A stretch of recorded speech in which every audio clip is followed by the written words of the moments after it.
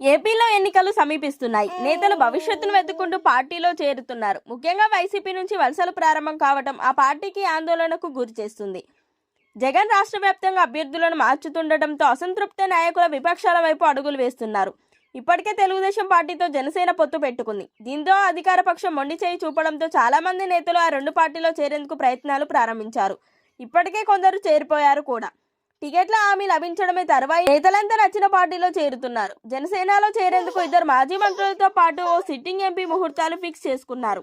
పవన్ నుంచి green signal లభించడంతో వారంతా జనసేనలో చేరేందుకు ఏర్పాట్లు పూర్తి చేసుకున్నారు.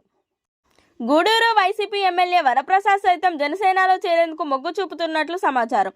ఇప్పటికే ఆయన పవన్ ను కలిసి చర్చలు జరిపారు. గూడూరు సిట్టింగ్ ఎమ్మెల్యేగా ఉన్న వరప్రసాద్ ను తప్పించి ఎమ్మెల్సీ మెరిగ మురళీధర్ రావును జగన్ ఇన్ఛార్జిగా నియమించారు. దీంతో మనస్తాపానికి గురైన వరప్రసాద్ జనసేనలో చేరేందుకు మొగ్గు చూపారు. ప్రజారాజ్యంలో పనిచేసిన సమయంలో పవన్ కళ్యాణ్తో వరప్రసాద్కు మంచి అనుబంధం ఉంది. వచ్చే ఎన్నికల్లో అవకాశం కల్పిస్తే తిరుపతి ఎంపీ స్థానం నుంచి పోటీ చేస్తానని వరప్రసాద్ పవన్ను కోరారు. అయితే టీడీపీతో పొత్తు ఉన్నందున సీటు విషయంలో ఎటువంటి హామీ ఇవ్వలేదు. బీజేపీ కూటమితో కలిసి వస్తే తిరుపతి ఎంపీ సీటును బీజేపీకి అప్పగించే అవకాశం ఉంది. బీజేపీ రాకుంటే మాత్రం ఆ సీటు జనసేనకు దగ్గర అవకాశం ఉంది.